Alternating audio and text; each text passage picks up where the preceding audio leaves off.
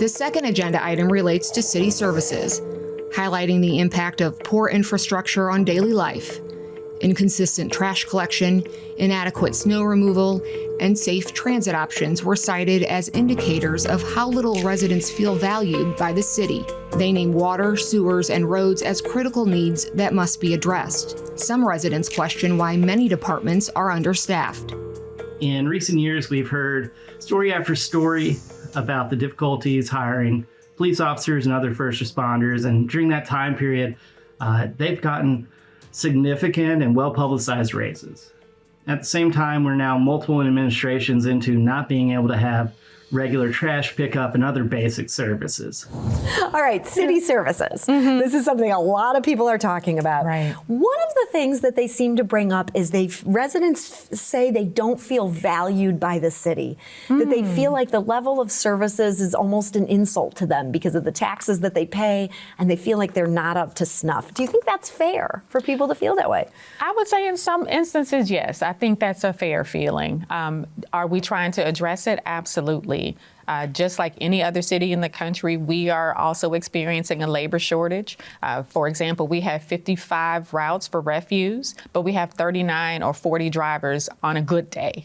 And we're trying to recruit more drivers, but as soon as we recruit a driver and train that person, and that person has a commercial driver's license, they're being picked off by another private company because they can pay more, and the city has not done a good job of keeping up with the pay scale to compete with private industry.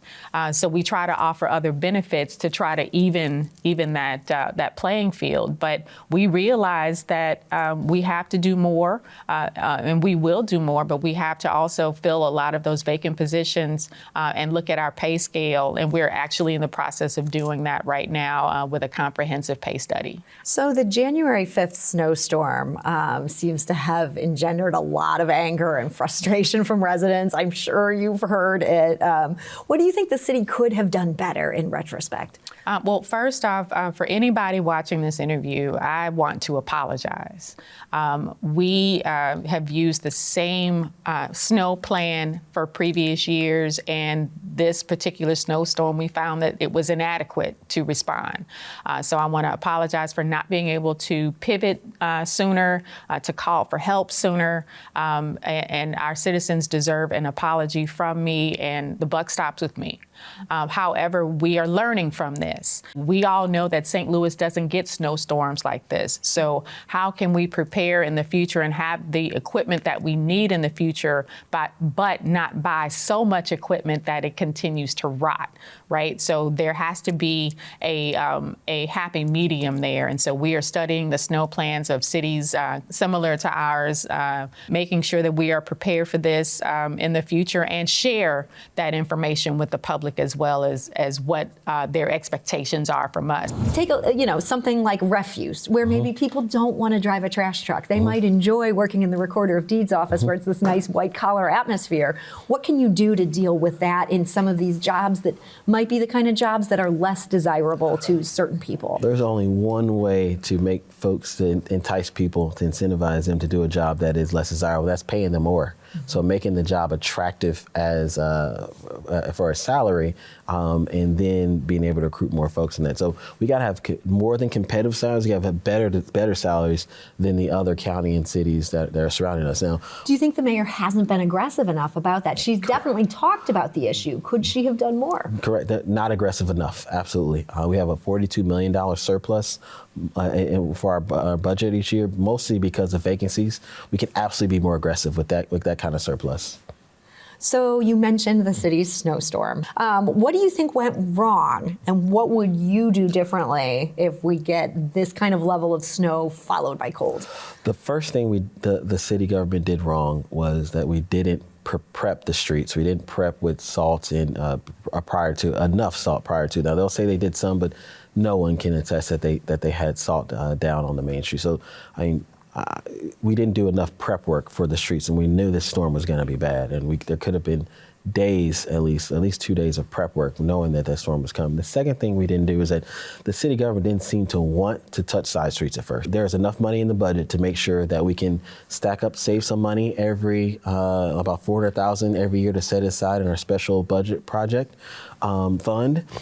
And when we get to about $2 million, when we have one of these big snowstorms every 5 to 8 years, we'll have $2 million to hire contractors to come in, and we'll already have contracts ready for them. That will be probably the first place that they come to help with our side streets while we're doing the main streets and the secondary streets. Some of them said the inadequate nature of services provided by the city makes them feel like they aren't valued by the city. Do you think that's fair? Well, you have gaps in services. Streets, infrastructure, all the lack of retaining certain things. People do feel like there is some type of gap in the services, so to speak. Mm-hmm. I would hate to say that this is intentional, but it certainly seems like it, or there's a level of incompetence or a mixture thereof that certainly lends itself to show that we need to really explore what it is that people are seeing and try to gauge whether or not it's intentional or not. What do you think went wrong after the snowstorm on January 5th? And what would you do differently or do better if you were in charge? Being a former utility person, we coordinated with other systems in order to make sure that we are able to deal with potential ice storms. That is a no-brainer for us. We have to coordinate and get information and get services from other utilities when they're not hit as hard, and we provide those types of services. So we're looking at townships, municipalities that may not have gotten hit because of the storm. We can get those services and plan ahead and be comprehensive in those particular areas whatsoever, so that we can be ready for whatever happens during those particular times when those snows or anything happens. You have to have those type of relationships built so that you can do so. Residents told us that the inadequate nature of services makes them feel like they aren't valued by the city. Do you think that's fair? I do. Yes, absolutely. I mean, I'm as an older person on the front line, when somebody's garbage doesn't get collected and it's piling up, and mine right now is absolutely piled up. We are stockpiling our own garbage in our house, and I'm not kidding you. It is wildly disgusting. The 2-day blitz did not hit your dumpster. It did not hit my dumpster, and it did not hit dumpsters in Lafayette Square and other parts of the city that I represent, because I'm hearing from residents. I'm seeing the photos, which are truly, truly disgusting. You pay into these services, and at the end of the day, a municipal government is a service delivery operation. It's our job to provide basic city services, public safety, and a plan for growth. It's very simple. And we're not doing those things in a way that folks feel is a return on their tax dollar investments in our community. So you were impacted by the January 5th snowstorm. You've been very vocal about the fact you couldn't even get out of your house. But then the mayor's people kind of snapped back and said, you've been on the Board of Aldermen all these years. If you didn't like our snow removal policy, why didn't aldermen bring this up before then? Is that fair? Oh my gosh, it's not fair. I will say that it is not fair. It is absolutely ridiculous to point to the Board of Aldermen as needing to pass policies to do basic city services. It's interesting that the mayor said that, especially given, you look at the comptroller issued that letter, requesting that we call a state of emergency to hire additional contracts for snow removal. And the mayor snapped back and said, thank you very much, but an emergency order isn't necessary. We can do all this work without you. Right? Yeah. It would be crazy if we had a flood or some massive, massive emergency to say, well, the Board of Aldermen didn't tell us what we need to do here. No.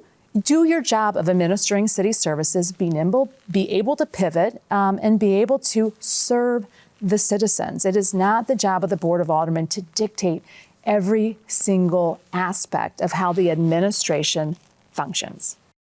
The city has what's called a weak mayor system, but that can be misleading. The mayor is much more than a ribbon-cutting figurehead, and St. Louis has had strong mayors. But the power didn't always come from the organizational chart. At the top, of course, are the citizens, the voters who elect the mayor, the Board of Aldermen, and a number of city and county officials who do not report to the mayor. The mayor does oversee day-to-day operations, including streets, parks, and public safety. But back on that top line is a box, and that is where the mayor's power can be checked. The Board of Estimate and Apportionment, the Board of E&A. This was created by the new city charter in 1914, a progressive-era effort to clean up city government. There's St. Louis himself, armed with the new charter, defeating the corrupt cabal known as the Big Cinch.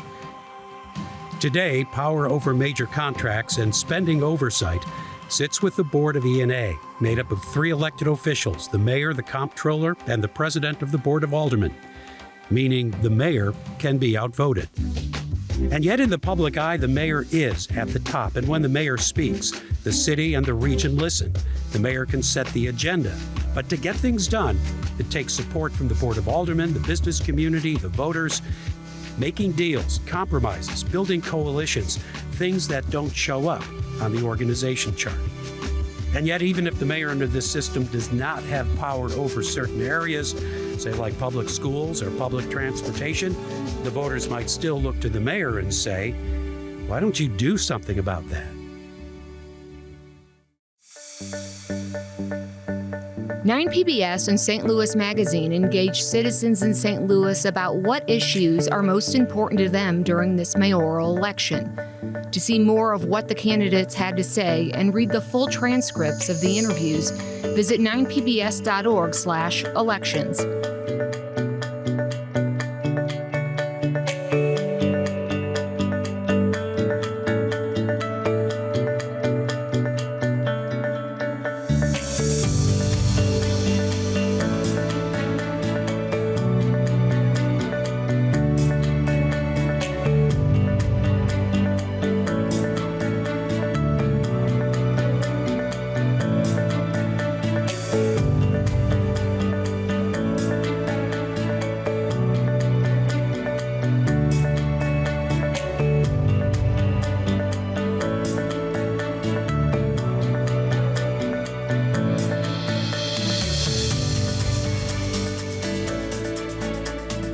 This program is supported in part by the Betsy and Thomas Patterson Foundation.